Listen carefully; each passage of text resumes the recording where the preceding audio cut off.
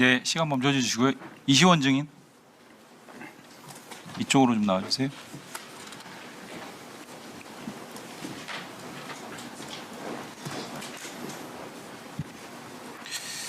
예, 윤석열 정부 초기에 2022년 6월 초에 조상준 당시 그 변호사였는데 특수부 검사 출신인데요.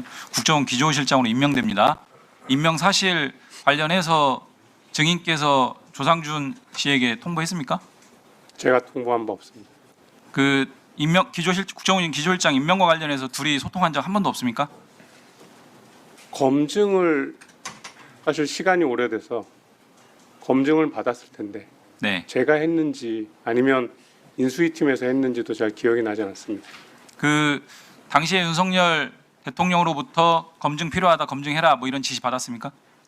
다시 한번 말씀드리지만 지금 시간이 너무 많이 경과해서 임명된 사실을 알고 있고 검증 대상이 정무직이니까 검증 대상일 텐데 제가 검증 김규현 증인 조상준 국정원 기조실장 임명 사실 누구로부터 전달받았어요? 지금 자세하게 저도 기억은 안 납니다.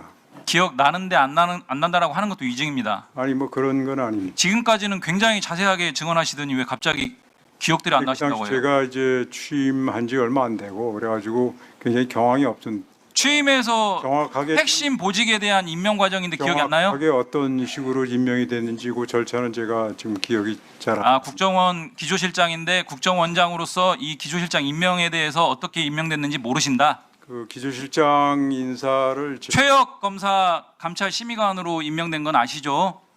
네, 그건 뭐 얘기를 들었습니다. 이시원 증인 최혁 검사가 감찰 심의관 국정원 감찰 심의관으로 임명되는 과정에서 조상준 기조실장이 역할한 거 아세요?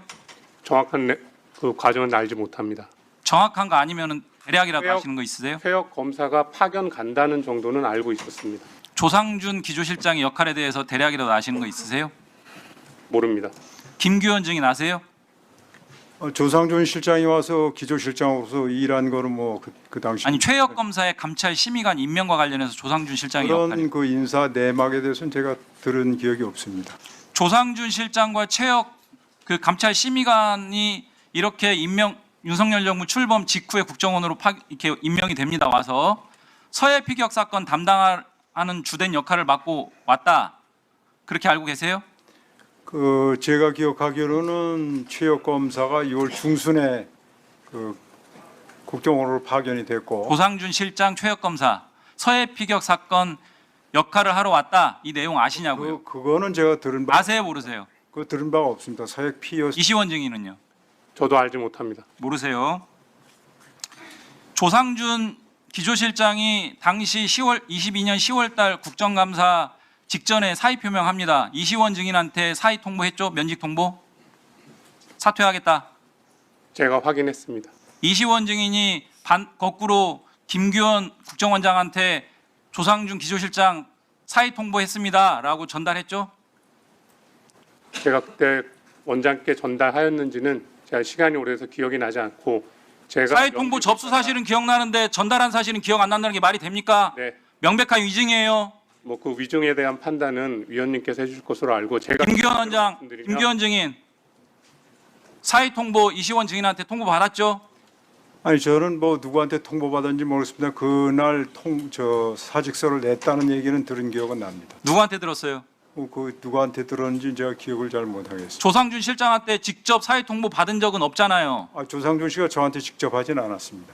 기조실장인데 직접도 안 하고 누구로부터 통보받았으면 굉장히 의아해서 기억 날 것 같은데요. 아니 저는 뭐 그 당시에 조상준 씨한테 전화 받은 적이 없고 하여튼 그 뭐 그런 대통령실이죠? 기조실장이 대통령실이죠? 뭐 그럴 가능성이 높다고 봅니다. 가능성이 높다는 게 도대체 무슨 말이에요? 본인의 경험인데. 아니 그러니까 그런 것을 저한테 이시원 증인 기억납니까? 국정원장한테 통보한 거? 제가 조상준 그 당시 기조실장의 의원 면직 의사를 확인했기 때문에 만약 제가 말씀드렸다면 제가 말씀드렸을 가능성이 높다고 생각합니다. 하지만 윤석열 당시 정확하게 기억이 나지 않는 자, 윤석열 당시 대통령한테 보고했어요? 네, 윤석열 당시 대통령한테 보고했어요? 보고 드린 것으로 기억합니다. 보고했더니 뭐래요? 면직 처리를 준비하라고 하셨던 것 같습니다. 자, 김규현 증인 당시에 조상준 실장이 서해 피격 관련해서 면직 의사를 밝혔다 이렇게 볼 수 있습니까? 저는 뭐 조상준 기획실장이 서해 피격 사건과 관련해서 면직 사유 알고 계세요? 처음 들었습니다. 면직 사유 알고 계세요? 그 당시 면직 사유는 서해 피격하고는 뭐 그런 면직 사유 뭐예요 그러면? 그런 적이 없습니다. 뭐예요? 그거는 제가 뭐 그 면직 사유를 이 자리에서 말씀드리는 건 적절치 않습니다. 증언 거부입니다. 형사처벌 대상이니까 답변하세요. 증인 거부가 아니고 그거는 뭐 개인적인 신상에 관한 문제이기 때문에 그거 정당한 이유가 안 됩니다. 증언 거부예요. 답변하세요. 신상에 관한 문제가 왜 증인 거부입니까? 본인이 신상에 관한 문제. 자, 증언 거부죄로 고발당합니다. 이시원 증인 면직 사유가 뭐예요? 면직 사유는 의원 면직입니다. 그러니까요. 본인의 어떤 뜻에 의하여 면직. 구체적으로 들은 바 없어요? 본인에 대해서 그 사유를 저한테 설명한 바는 없고. 없습니까? 알았습니다. 네. 자, 시간 멈춰 주시고요. 윤성현 증인 나오세요. 이시원 증인 들어가시면 됩니다. 이쪽으로 이쪽으로 와주세요. 자, 시간이 없어서 짧게 예. 답변해 주세요. 2020년 9월달 서해 피격 사건 당시에 해양경찰청 수사정보국장으로 수사 총괄했죠.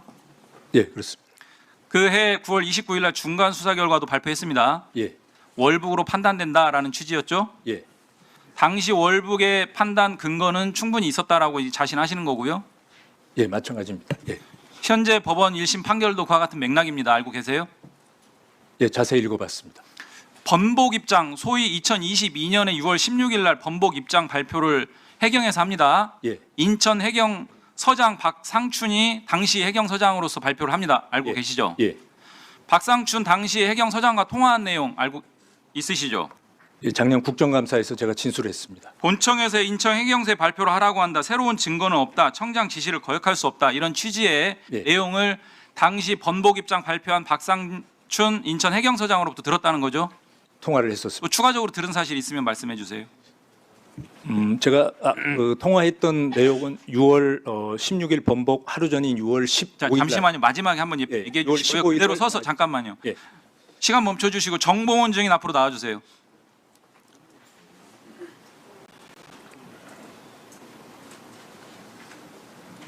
자, 정봉원 증인 2022년 5월 24일과 26 같은 달 26일에 NSC 참석했죠? 예, 누구 지시로 참석했어요? 그 통보가 와서 누구한테 통보를 받았습니까? 저는 이제 그 수사국장으로부터 통보를 받았. 본청 수사국장이요? 예, 예, 당시에 무슨 내용의 논의를 했는지 예. 그런 내용을 구체적으로 좀 말씀을 해주시고요. 우리 윤성현 증인 아까 말씀하시려고 했던 내용과 함께 이 건으로 감사원 감사 및 검찰 수사를 지독하게 받은 걸로 알려지고 있습니다. 그 당시에 억울한 사정 내지는 압박 수사, 조사 이런 부분에 대해서 소상하게 좀 말씀 좀 해주세요. 예, 그 당시에 그 유가족으로부터 이제 정보 공개 청구 소송이 있었습니다. 그래서 정보 청구 소송 진행 경과에 대해서 보고를 해달라 해서 가서 보고를 했습니다. 월북 판단 관련한 논의는 전혀 없었습니까? 없었습니다. 예, 그다음 윤성현 증인 추가적으로 나중에 질문하겠습니다.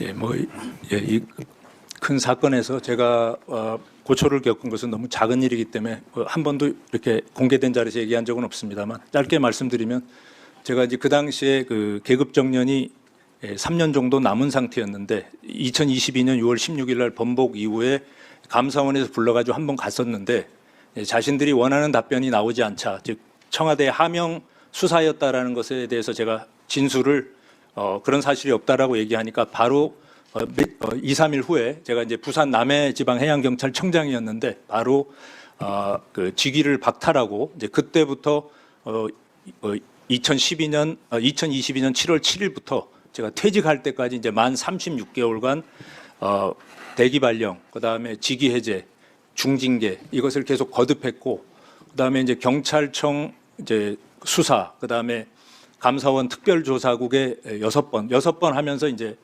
허리가 터지고 제가 이제 체중이 10kg, 9점 몇 킬로 빠졌었는데 그리고 서울중앙지검 감사원 그 12시간씩 6회 그리고 이제 마지막으로는 그 서울중앙지검 공공수사 일부 공공수사 일과에서 10시간 이상씩 5회를 받고 그 이후에는 이제 직위해제하고 징계 상태에서 이제 별실에 유폐돼 있다가 30개월, 6개월 마치니까 제가 이제 퇴직 시점이 됐습니다. 그래서 약 9개월 전에 예, 퇴직하고 지금은 좀 병원에 계속 다니고 있습니다. 이상입니다.